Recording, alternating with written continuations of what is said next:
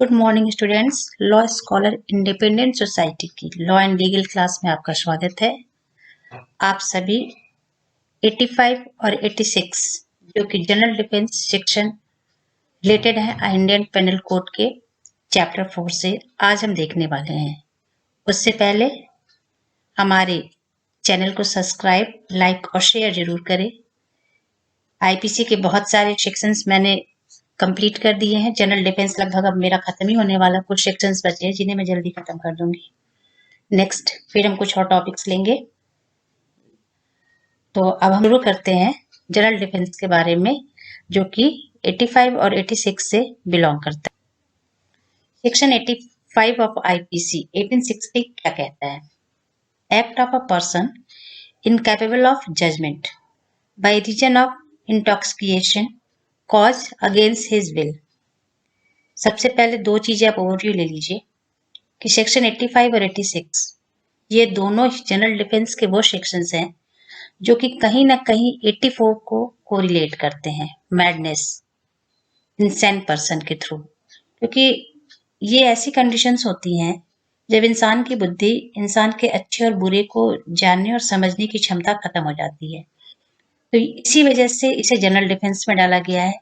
Section 85 जो बात करता है वो ऐसे व्यक्तियों के संदर्भ में बात करता है जो कि जानबूझकर किसी चीज को नहीं लेते हैं, किसी भी प्रकार के नशे को वो जानबूझकर नहीं लेते हैं। उन्हें किसी न किसी के थ्रू वो चीजें उनके बॉडी में इंजर्ट की जाती हैं। तो 85 बात करता है ऐसे व्यक्ति के बारे में जो कि जजमेंट नहीं ले सकता है किसी भी प्रकार के अच्छे या बुरे का। क्यों नहीं ले सकता है? क्योंकि वो पीड़ित है किसी ऐसे नशे से जो कि उसकी इच्छा के विरुद्ध उसे दी गई है। सेक्शन क्या कहता है देखते हैं। Nothing is an offence which is done by a person. कोई भी बात अपराध नहीं है जो किसी ऐसे व्यक्ति के द्वारा की जाती है at the time of doing, करते वक्त, उस काम को करते वक्त, बाय रीजन ऑफ इंटॉक्सिकेशन, किस वजह से? उन्मत्तता या किसी नशे के कारण। इनकैपेबल है knowing the nature of act. 84 में भी कहता है कि वो उस कार्य की प्रकृति को नहीं समझ सकता है। That he is doing what is either wrong, कि वो जो कर रहा है वो गलत है या सही है, और कंट्रेरी टू लॉ या विधि के विरुद्ध है। प्रोवाइडेड दैट द थिंग्स, और जो चीज उसको दी गई है, provided that the things which intoxicated him was administered की गई है to him without his knowledge और अगेंस्ट हिज विल। उसके शरीर में या उसके बॉडी में किसी भी उसके बिना नॉलेज के, चाहे वो इंजेक्शन के थ्रू दी गई हो, ड्रग्स के थ्रू दी गई हो या उसके अल्कोहल के थ्रू दी गई हो, किसी भी रूप में उसको उसके बॉडी में वो चीज होनी चाहिए जिससे उसका माइंड जो है वो इस तरह से नशे की हालत में हो कि वो जो भी काम कर रहा है उसे वो उसके नेचर को समझने की कैपेबिलिटी, क्षमता खत्म हो गई हो। तो ये किसकी वजह से हुआ है? इंटॉक्सिकेशन की वजह से, नशे की वजह से। और वो नशा कोई भी हो सकता है, ये ध्यान रखिएगा। चाहे वो किसी भी प्रकार का जो नशे की चीजें आती हैं, इंजेक्शन हो सकते हैं, ड्रग्स हो सकते हैं, दवाइयां हो सकती हैं, चाहे वो अल्कोहल हो सकता है, किसी भी प्रकार का नशा लिया हो। 85 में लेकिन वो जो नशा ले रहा है वो वॉलेंटरी नहीं होना चाहिए। ये सबसे मेन की पॉइंट्स है कि जो भी नशा वो ले रहा है वो वॉलेंटरी नहीं होनी चाहिए, वो किसी दूसरे व्यक्ति के द्वारा उसे दिया गया है। जैसे एक एग्जाम्पल देती हूँ। ए बी सी डी को बिना बताए उसके ग्लास में किसी भी प्रकार की एक अल्कोहल मिक्स कर देते हैं या दे देते हैं और वो उसको पी लेता है।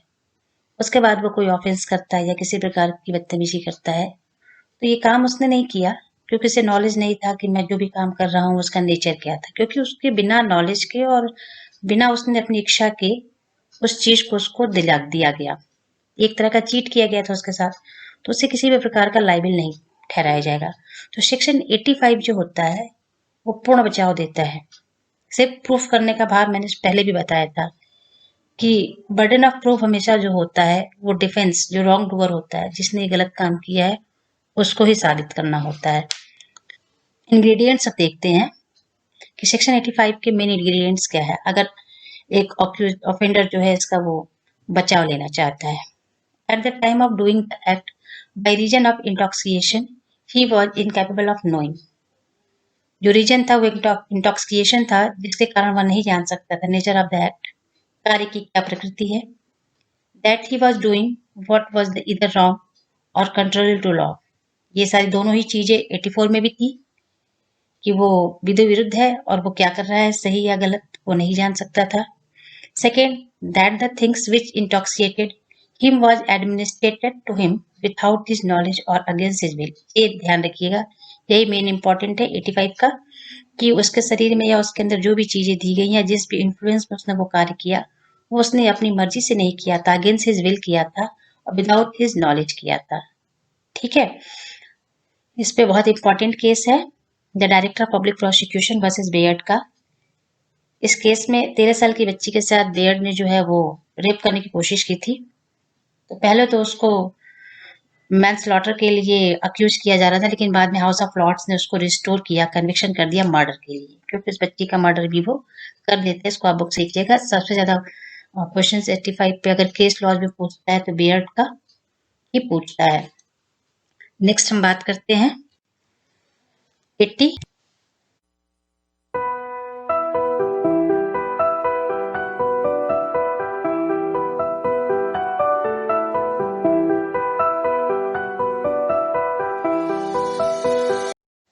की वजह से।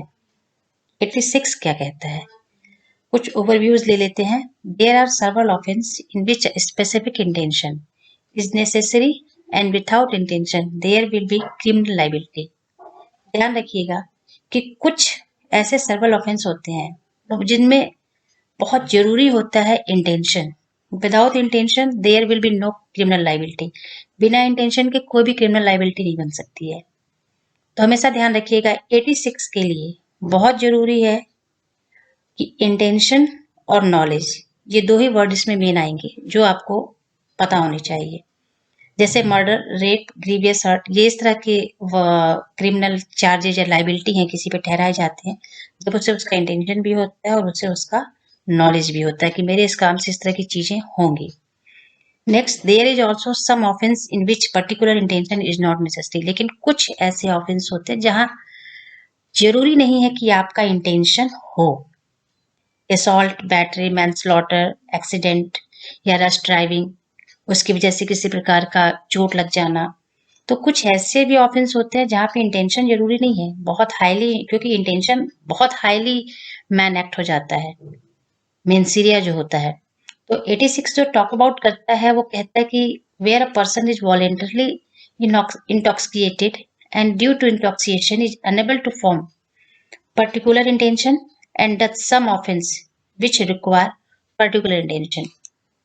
तो ध्यान रखिएगा कि अगर कोई भी चीज जो वॉलेंटरली ली जा रही है, यानी कोई भी नशा अगर अपने आप लिया जाता है और उस नशे के कारण अगर आप कोई ऑफेंस करते हैं, तो वहां रिक्वायर होता है कि क्या आपका इंटेंशन था उस काम को करने का, या आपको नॉलेज था कि आपके साथ ऐसा हो सकता है।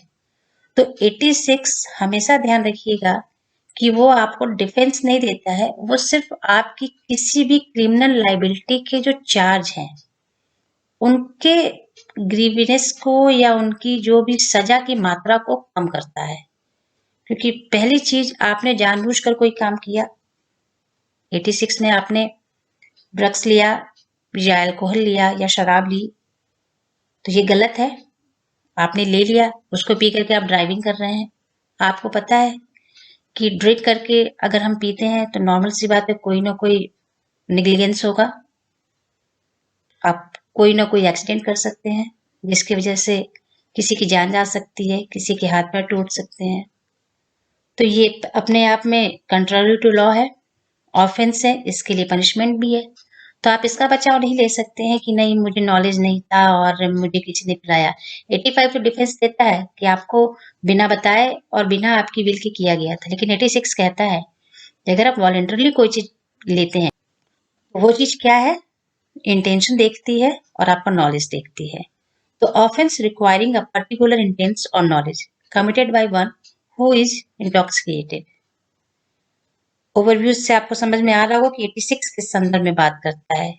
ये आपको डिफेंस नहीं देता है, ये सिर्फ आपके अपराध की गुरुतरता को, आपकी जो कंटिन्यूइंग ऑफेंस आप कर रहे हैं उसको आपको बहुत ज्यादा विभत्स रूप ना दे करके उसकी मात्रा को कम कर देता है। आपकी चार्ज जो लाइबिलिटीज आप पे बनती, वहां पे आपका इंटेंशन वो करने का था या नहीं था, इसको देखता है और उसके हिसाब से फिर आपके पनिशमेंट को निर्धारित करता है। देखते हैं 86 का सेक्शन क्या कहता है। In case where an act done is not an offense unless done with a particular knowledge or intention, a person who does the act in a state of intoxication shall be liable to be dealt with as if he had the same knowledge as he would be have had if he had not been intoxicated.